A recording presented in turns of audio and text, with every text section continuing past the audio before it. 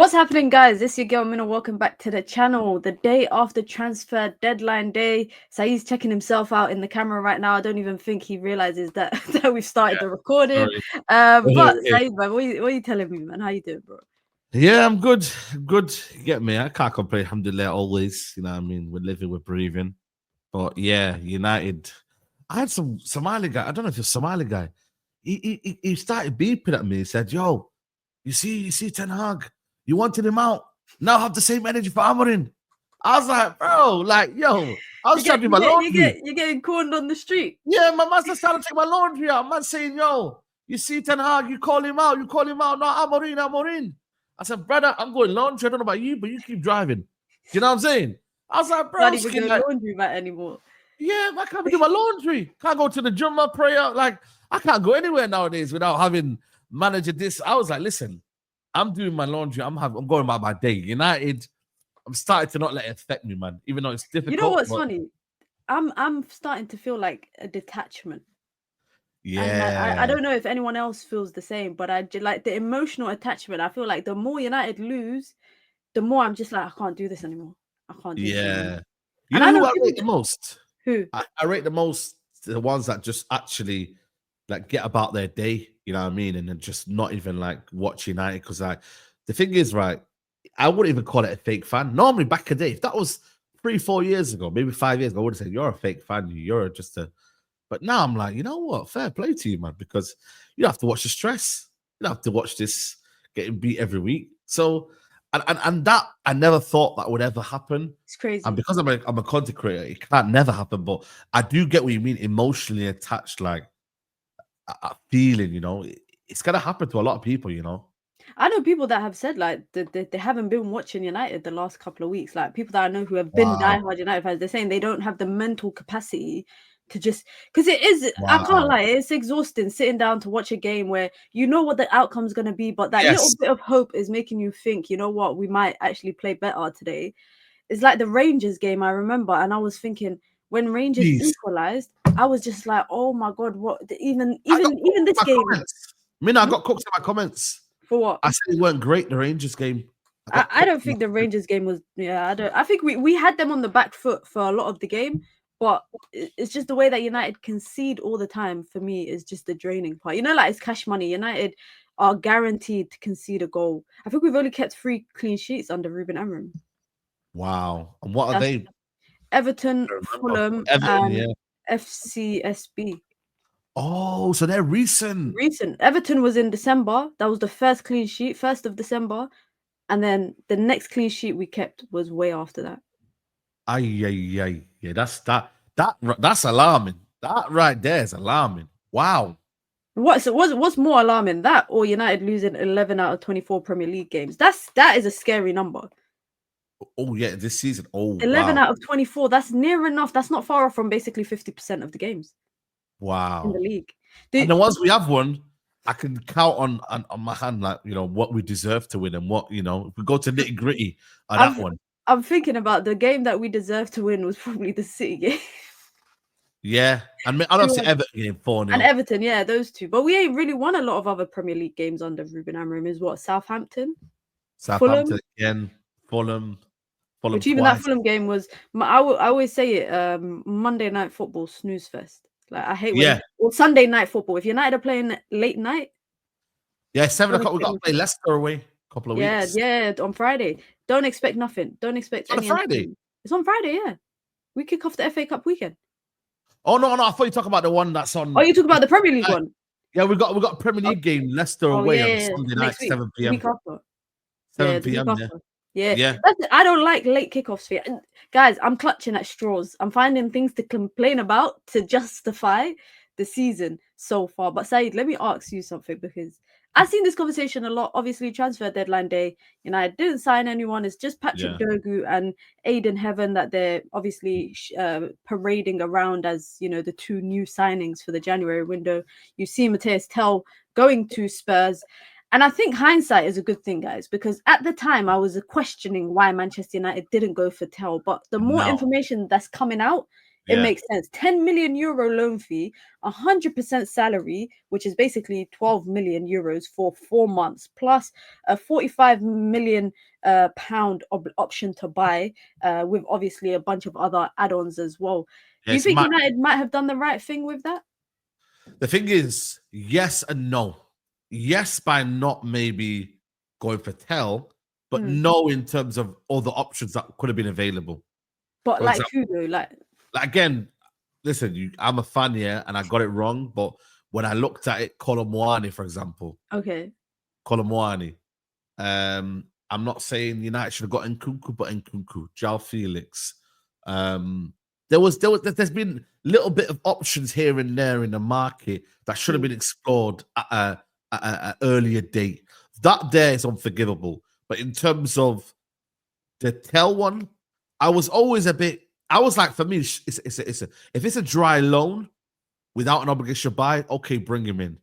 But no money being spent, no obligation to buy, none of this kind of situation. Just go and get a dry loan. And now when I deep it, it's like, okay, cool, fair enough.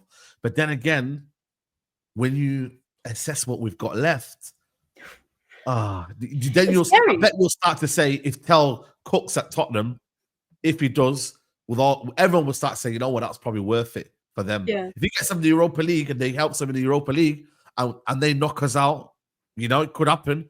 They knock us out through Tell in the FA Cup.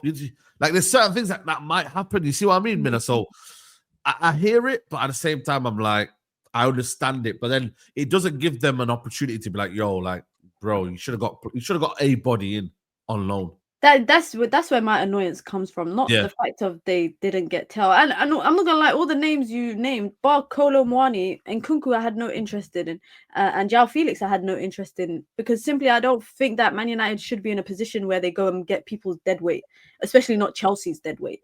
You know, Chelsea looking that João Felix signing till today don't make any sense to me. Obviously, I think to get Conor Gallagher out. Yeah, it was just one of those situations.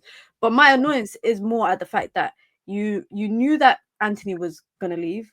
You know, in December times, when Ruben Amorim came in, apparently after the Everton game, he raised concerns with Manchester United's hierarchy about Marcus Rashford. So there was already the idea that Rashford was going to leave. This is December times. If you know all these attacking options are going to go, you shouldn't give the manager the short end of the stick by telling him, you know what, these are the cards you were dealt when you first came. We're going to take away some of those cards and we're not even going to replace it. And you're still going to have to make do with that. So it's the short end of the stick. And that's why I feel kind of bad for Ruben Amorim, because right now, a Garnacho injury or an Ahmad injury, Manchester United really have nothing in the front line. They really, like, the biggest goal scoring threats over the last couple of games. I mean, bar the fact that United ain't really scoring. I saw a stat that said we scored 7 in 8 Premier League games. Wow. And when you think of all of that, you think, okay, United still didn't sign anyone, but also 4 of them are still. Is that Everton still in the last 4? No, last 8. I was going to say it's Southampton. Southampton. Wow, 3 of them Ahmad scored is against Southampton. We scored 1 against Fulham. We scored 2 against Liverpool. We scored 1 against Brighton. Barely. United don't score at a kind of an emphatic rate, but that's where my issue is. And then you look at the flip side, and obviously Man United are briefing media and they're saying, you know, the main priority was getting our house in order in January so that we can, you know, be more comfortable in the summer transfer window. But then you think, would Ruben Amorim even want to be here until the summer transfer window? Exactly. Like, and do you think he would walk? I've seen people saying he could walk. He could walk, but he also could get sacked as well, which is quite crazy to even think of, you know, because, and you can't be naive to think it might not happen, because you got to remember, like, if we lose to Tottenham, and Everton beat us the following week, we are going to be 16th. That there is unacceptable for any manager to be in. You know, whether we like Amorim or not, it's unacceptable. You have to make that clear. But Ineos is a large part of the reason why we're in that mess. You know, the fact that you hired a manager, that part there, you already gave up this. For me, the season was already kind of low-key done, because then you kind of said to Ruben Amorim, cool, you're playing a new system, and then half of the players don't suit that system, and then you're not bringing in players in January. So in their heads, what they were planning on was a total disaster. And it's almost like it's lambs to the slaughter, because it's like you literally have provided no tools for the manager, no tools at all. But you know, that's another thing is there's so much emphasis about Manchester United's financial position, and I did a video about it, guys, regarding PSR. So check it out if you want to understand how PSR impacts football clubs, in particular Manchester United. But what I'm annoyed with is that so much emphasis is spent on, oh my God, Man United have been so bad financially the last 10 years that we need to fix the mess. But they were happy to sack Eric Ten Hag and pay him out. So I'm saying, Sack Dan Ashworth. How much did that cost altogether? That would have made a huge if they hadn't done that. And I'm not saying they shouldn't have sacked Ten Hag. I'm saying they shouldn't have kept him in the summer and given him a bumped up contract and trigger his 1-year option, because then they have to pay him more to sack him. Dan Ashworth, they shouldn't, if there was already some concerns potentially over what exactly his role was, because I think there was misunderstanding about what he was brought in to do and what he was kind of expected to do. That should have been clarified before you paid his fee, his release clause fee, whatever, how much they paid. They were even willing to pay if Dan Ashworth had taken Newcastle to the court of arbitration, they were willing to pay his legal fees. So they had the money there to get the best in class, quotation marks, and they also had the money there to sack the best in class. So with all of that, and you take into consideration the financial implications of what it's had on the January transfer window, I'm looking at it and thinking they effed up. Ineos really effed up. And people are saying you can't blame Ineos for the January transfer window. I'm not saying you should blame them 100%, but we should not act like they are not faultless, because they are. And even spot on. And I was just going to say, with the whole Ruben Amorim thing, I think the thing about him walking or something, I just think he needs to get results. Like he's been But do you see that though? Do you see that happening? Be honest. I don't know, bro. I don't know where any results are gonna come from. That game, they've got Danso, yeah. They've got they'll probably have Romero or Thingy back by then, or at least Van de Ven or whatever back by that game against United, yeah, which is in about 2 or 3 weeks' time, yeah. Like they'll have personnel ready by then, so it's like, and then their attack is considerably better than ours. Kulusevski, Solanke will be back. Yeah, they got better goal scoring threat. They got better goal scoring threat. Yeah, so they've got a goal scoring threat. So for me, it's like he has to get results, but it's like, what does it mean in the grand scheme of things? I think the season's dead. I think the season's dead, but also I don't think it's a free pass. I don't think it's a free pass. Yeah, no, it shouldn't have been free pass. No. But then I'm not gonna lie to you, I've kind of low-key given up on the Europa League as well, if I'm being true honest with you. Why have you given up? Because I just think for me, it's like I'm just looking at the quality, Mina. The quality, like, you know how we've been doing so far? Can we then continue that? We've been struggling in this group phase. Can we continue that really? Can we really do more in this Europa League when I look at the attackers that probably other teams have got? I don't know. I just think for me, it's like you're gonna need more. I look back when we were last won the Europa League. Rashford, Martial, Ibrahimovic, Paul Pogba, Mkhitaryan, Mato. It was a team that was capable of winning a Europa League. Yeah. And I remember that day, yeah, Mourinho did a masterclass on De Ligt. I don't know if you remember. No, was it De Ligt or was it the other player? Was it the one the one that used to play for Tottenham? What's his name? Was it not De Ligt? No, it was another. It was captain, but there was another player that was next to him. He basically played for Tottenham. Black guy. But yeah, he did a job on him, and I think he was fairly young that day. And I remember he dragged him out of positions. I remember like he played on them, and it was you're talking about Sanchez. Yeah, Sanchez. Yeah, I remember that day as well. Yeah, they were just better in terms of they played better than us on that day, but we were smart. We got the goal, deflected goal from Paul Pogba, and then we got the header as well. I think it was Mkhitaryan. Mkhitaryan. Yeah. So we dug in, we defended. That's what a Mourinho team can do. They can have that heart and desire and that passion to get through it. I'm like, yo, what's getting us through that United is funny because you look back now, and that United team was hated. There was a lot of people in that, like fans hated a lot of those, like they didn't like some of those players. But you're looking back, they would have given a lot more than I think what this team will give now. Obviously, I'm saying that with a pinch of salt because I think the most important thing is Ruben Amorim needs the time to assemble the team that he wants. And at the end of the day, he needs to have players that are going to run through a wall for him every single game. And he doesn't have that right now. I think some players might, But No. also, I think the capabilities and maybe the attributes and the shortcomings of some of these players are on show. Like, you're looking at the next 5 Premier League games. Yeah, we play Tottenham away, Everton away, Ipswich at home, Arsenal at home, Leicester away. Yeah. I couldn't tell you out of 15 points how much United could get. Yeah. I think maybe 7, Yeah. maybe 7, Yeah. maybe 8. I just generally don't know. Like, and that's so sad as a fan, because like I'm sure you stopped doing match previews and that. I don't even waste my time doing match previews No, anymore we because I were can't just preview talking the about game. transfer videos and that. I And can't our preview the game. problems. You know, on last Friday, me and the lads were just, I don't know why we waffled on for nearly 3 hours here. But we're just having like nostalgia, you know what I mean? Just talking about like this team here, that team should have won that, and this team, and how did it go? Like, that's what we're talking about. And ultimately, I think now the Premier League season, it's like, you know, Ineos, and you know, we talk about money being able to spend, you know. No Champions League football next year, no potential European football if we don't win the Europa League or anything, and if we don't win the FA Cup. Like, I am worried about the money that's been available and our fans' expectation as to where this money is coming from, because there is literally like there's gonna be no football. Like, literally next, there's gonna be Premier League and the cups that are available. Yeah.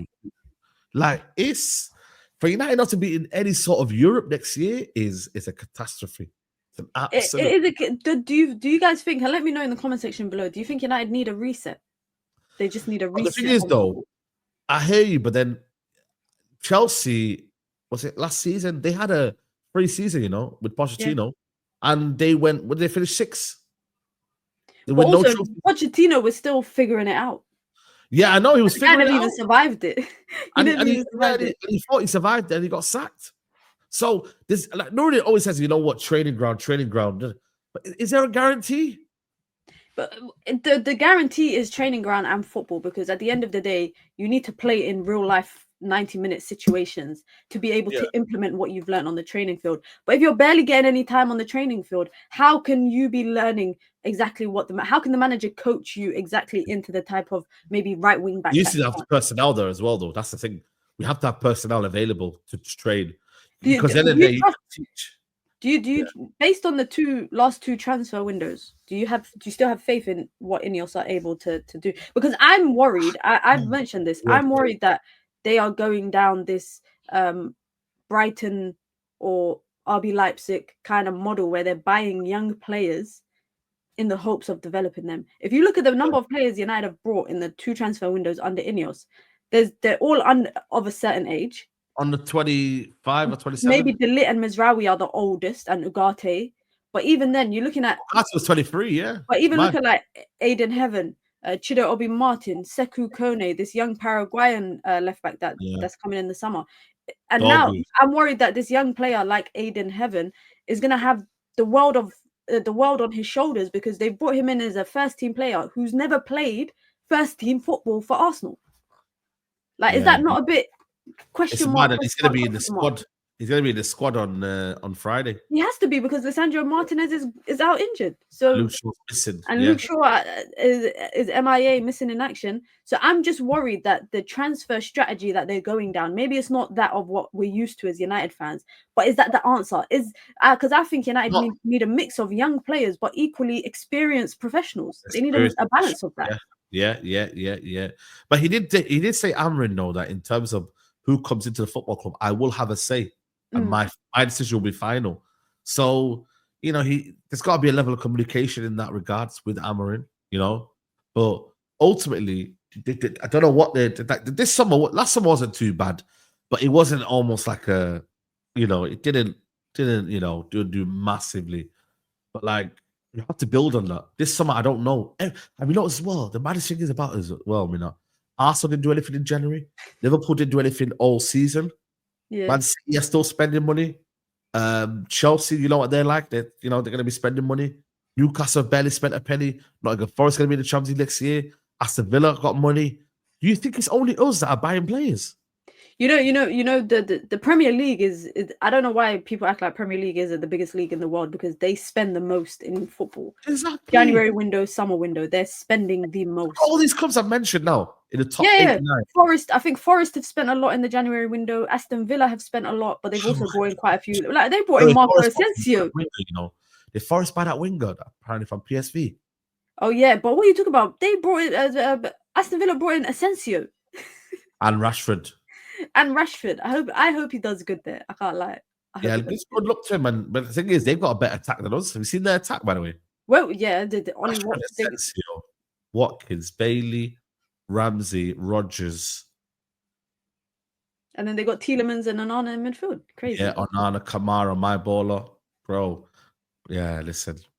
What's your kind of hopes for the next 4 months? There's about three-ish months left of the season. 3.5. I don't know. I'm just taking it game by game. I don't even want to think of like. Do you have an expectation of like getting in the top half? Because Musa's saying United have to finish in the top half of the table. United under Amarin, he came in when they were 12th, I think. And yeah, but we weren't many points off of like top 6. I think we were like 4 points off top 6. I know, but now. And now it's like 11 points. That's why me and Flores are going back and forth, because he was saying that, and I said no, we're not building enough consistency for us to do anything. That's our problem. But yeah, I have no real expectations. Nothing. It's crazy because exactly this time last year, United were on 41 points and we were like 8th or something. We haven't even cracked the 30-point mark yet. Wow. And everybody's saying road to 40 points. That to me is wild. That is just. Was it 11 points still left? Yeah. 11 points left out of what? 14 games. And the thing is, United got like how much? 14 points in 13 games. So mathematically, we're going to end up on about 42 points. Mathematically. I think Chelsea got 46 in their worst season. The good thing is, though, Spurs are below us, right? But the way that they've moved in this transfer window, it can completely turn the season on its head. They'll get goals, though. Look at their goal difference. Yeah, they get goals. 20 more than us. Yeah. You know how many? United have the fifth lowest number of goals in the campaign. 28 goals in February, which is worrying. Do you think United should have bit the bullet on Garnacho? But I did say it. I said 45 million and run with it. But then again, if they were going to buy Tell for that money, that's a bit of a sticky one, isn't it? You know what I mean? Yeah, I wouldn't have gone for that. Nah. But I think for me, though, the Garnacho one, listen. But then again, I'm like, they've let go of 3 attackers. They've not brought 1 in. Imagine they let go of Garnacho and they didn't bring anyone else in. Imagine that uproar in. That would have been a big problem. That would have been the biggest uproar. And they will sell him in the summer. My words. He will be gone this summer. Well, it was being reported today. The Laurie Whitwell article on The Athletic was saying that the dressing room were basically happy that United have decided to keep Garnacho because of apparently he's loved in the squad. He's really liked. Yeah, but then they're going to get rid of him in the summer. And on the flip side, they were understanding the squad. Just for some context, the team apparently was understanding of Amarim's actions against Marcus Rashford. So clearly they're seeing something in training that we're obviously not seeing. Yeah, because I remember talking about how the dressing room maybe would have felt about that in terms of the next couple of games, because obviously Amarim's been experimenting with that false 9 thing, and I can't lie, I think he shot himself in the foot with that. Massively. I didn't agree with that at all. But I also thought it was like a cry for help. I thought it was a cry to help to the board. But then again, it's like you knew that weren't going to happen, so why do that? What? No, but I don't think he knew that United would not, because it was reported that on Sunday after the game they were feeling optimistic with making moves in the January in the deadline day, and it's only the later into the day they realized actually we're probably not going to do anything. Wow. So I think it was a cry for help, because now I'm looking at this Leicester game in the FA Cup, or say Spurs next week. Who's playing up for? Who are you starting up front? Don't really care, honestly. Couldn't even guarantee me against Leicester at home on Friday, let alone Liverpool. Sorry, Tottenham. Tottenham are going to flame us. They might even batter us, on next Sunday. Like, genuinely, because I feel like for me, it's one of them where they've got goals in their team. They generally have. But they also leak goals. But the problem is United don't score goals. Scoring off. That's the problem. And that's what I don't know. Like Garnacho is not a goal scorer, a natural goal scorer. Even Ahmad is not a natural goal scorer. He's got goals this year, don't get me wrong. Højlund Xerxes not a natural goal scorer. There's nothing. Genuinely nothing. It's so like I can't believe the neglect. Like you get rid of Rashford and Antony and Sancho, but not bring on anyone in. Yeah, not bringing in one player. And the thing is, I hope people don't put too much expectation on Patrick Dogu to come in and change No, the team exactly. entirely. Well, you'd be crazy to put expectation on him. No, but people are expecting, left wing back is gonna solve our left wing back problem. Let give him like a couple of months to adapt to the system, adapt to the league, and don't put too much pressure or heavy emphasis on him, because I've already said it. Yeah. I said this at the beginning of January. I said, I don't know why people talk about top 4, top 6 or European. Why would you even want to play European football right now, given the state that United are in? Maybe that's me being a pessimist, and I'm being very pessimistic. Why would you? Because I think the problems are at United right now. The problems are bigger than what we're seeing on the pitch. Facts. The problems are bigger than what we're seeing. There are problems. There's problems on the pitch, and that's being impacted by a lot of other factors that are, flying around at the club. And I can't lie, I'm onto Ineos. I'm actually onto Ineos because I genuinely feel like, what it is though. I think everyone is, but the problem is though. Are you? It's not as easy to say. Are you? I am. I've been onto them. But the thing is with me, like a lot of people are shouting Ineos out, this and that. But it's like they're not going anywhere. If the Glazers aren't going anywhere, if Ineos are going anywhere, but it's you have to put pressure on it though. Doesn't mean you stop, but don't just kind of, because there's people that be out there. Well, give up the season ticket. Like people like this. I don't know. I don't want to say like I don't want to really disrespect people, but the way people come up with solutions is like. It's not as easy as that. It's just as fans, in it. You're looking at it from everyone's looking at it as a fan perspective, not a realistic. Not like we have to think differently.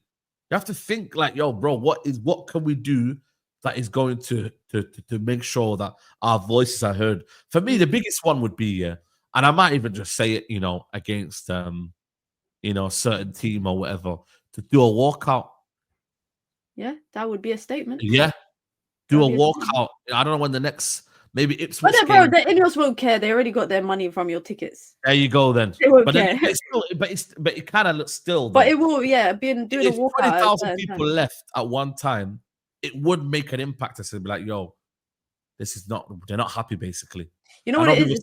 They've got the money. I get it, but it still would mean that people have left. They've came in and they've left on the 20th minute or whatever. It's annoying because in like Europe, like Italy and that, ultras, they can hold the team back after games. And I don't know if you've seen, but they did it like to Milan, PSG, bad teams. The sporting fans ran up in the training ground. I'm not saying do that, guys, before you get onto me. No. But at games, they've held the team back, and the team, and they give a mic around to everyone in the crowd, basically. No. And they basically tell the manager. Never do that. And I feel like in Europe, there's a lot more accountability when it comes to fans and the power, I guess, that the fans have in comparison to us here. But I said this yesterday on my stream. I said I've accepted that what Man United used to be is not what Man United is. Not what Man United are now.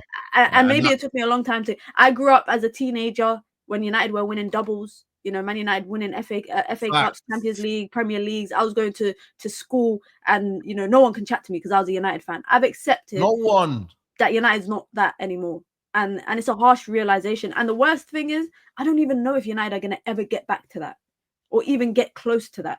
No. Omar Barada's talking about 2028.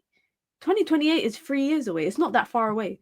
He's saying we're going to be contending for a title. He's one that I need to really chat to. And yeah, what you say? Meet him in the car park as well. Yeah, I think he's my next kind of my guy. Because this 2028 now looking so bad when I deep it. Yeah, it is. It is. But listen, guys, be sure to let us know down below in the comment section how you lot are feeling after the transfer deadline day. Make sure you lot follow Saeed. Link in the bio to all his socials as well. Make sure you lot hit the like button. Be sure to subscribe. You know what it is, man. It's your girl Minna. It's Saeed. We're out, guys. Peace. Peace.